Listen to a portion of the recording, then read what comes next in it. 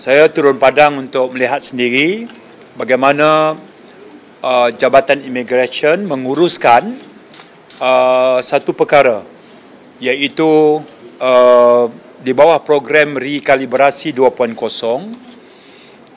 apabila majikan mendaftarkan pekerja, mereka harus melalui beberapa proses sebelum PAS lawatan kerja sementara dikeluarkan untuk mengesahkan pekerja asing di bawah program ini boleh bekerja.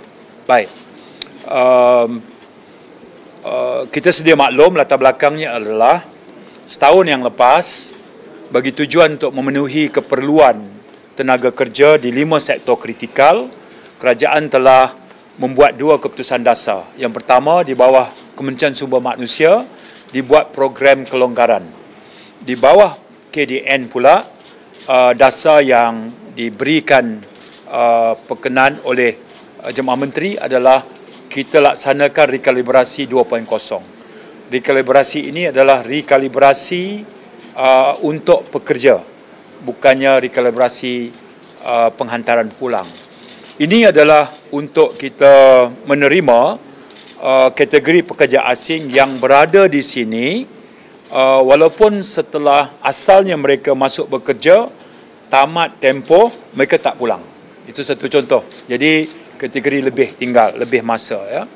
Jadi kerana keperluan bagi beberapa sektor yang kritikal tadi, adanya rekalibrasi ini, maka majikan boleh membuat pendaftaran secara atas talian untuk mendaftarkan pekerja asing supaya diberikan kelulusan melalui proses ini. Jadi setelah mereka membuat pendaftaran, tutupnya adalah pada 31/12 tahun 2023. Tutup.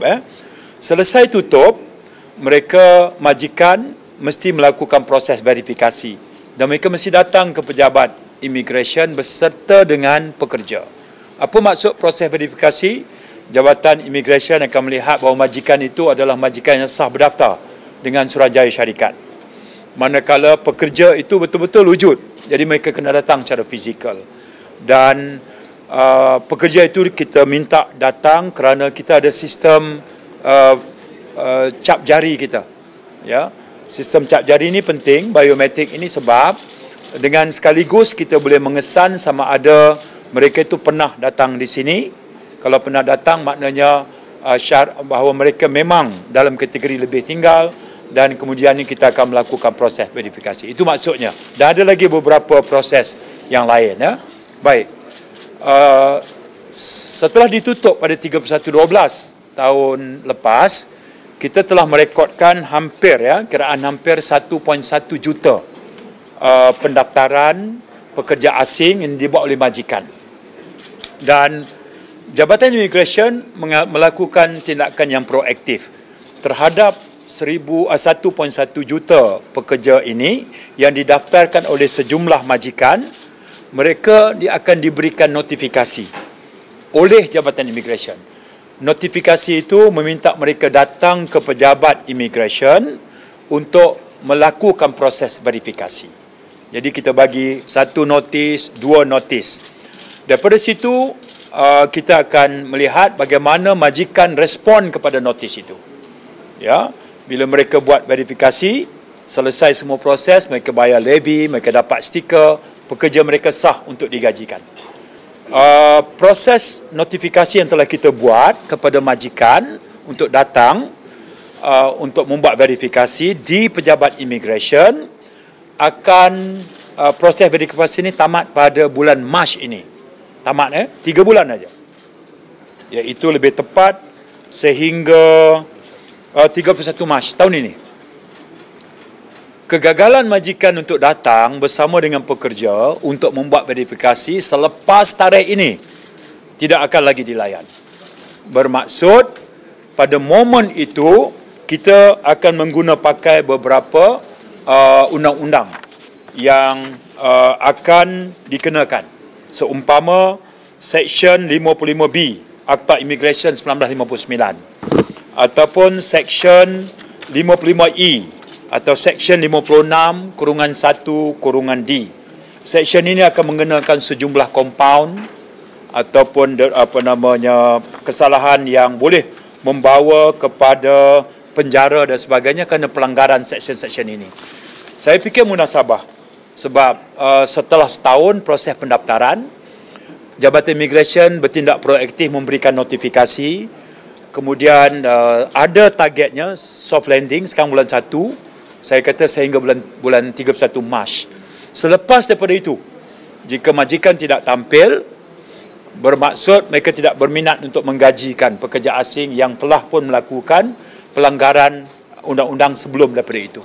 Jadi, pertama kita akan invoke Akta Immigration, seksyen tertentu, kemudian agensi penguatkuasaan lain akan bertindak. Jadi, saya guna peluang ini, 3 bulan berbaki untuk majikan, setelah mereka mendaftar secara atas talian, mereka mesti menyelesaikan proses itu. Okey, mesti menyelesaikan proses itu. 2.4 juta menjelang 2025. Siapa tetapkan? Kementerian Ekonomi. Jadi Kementerian Dalam Negeri dan Kementerian Sumber, kita ni guided by policy itu. Jadi sekarang kita ada defisit lagi 400,000. Okey ya. Tapi rekalibrasi ini masih ada jumlah yang besar yang majikan belum lagi melakukan proses verifikasi. Jadi kita ada ruang untuk melengkapkan 400,000. Kementerian Sumber Manusia yang telah pun majikan mohon kota, mereka juga menunggu masa untuk membawa pekerja asing dari luar ini masuk. Jadi melalui kota plan kelonggaran dan juga pelaksanaan recap dan verifikasi, kita yakin kita boleh memenuhi defisit 400,000 itu menjelang 2025. Jadi kalau ini sudah dipenuhi, kami akan masuk proses berikutnya, iaitu kita pada 16 hari bulan nanti, KDN dan juga Kementerian Sumber Manusia sebagai dua agensi kawal selia akan mengadakan mesyuarat untuk menentukan hala tuju berikutnya. Maknanya kami bersedia menghadapi kemungkinan apabila kota shilling keberadaan pekerja asing 2.4 juta itu telah dipenuhi, apakah yang akan kami buat kepada dasar sedia ada, iaitu rekalibrasi di mana majikan tidak memanfaatkan untuk melakukan verifikasi ataupun yang telah memperolehi kota tapi gagal membawa masuk. Jadi sekarang ni kota itu telah kita hentikan seawal 17 Mac tahun 2023. Kota kelonggaran yang tempoh hari itu Kementerian Sumber Manusia dah tamat dah. Adapun kami di KDN rekalibrasi 2.0 kami tamatkan pada 31/12 tahun lepas.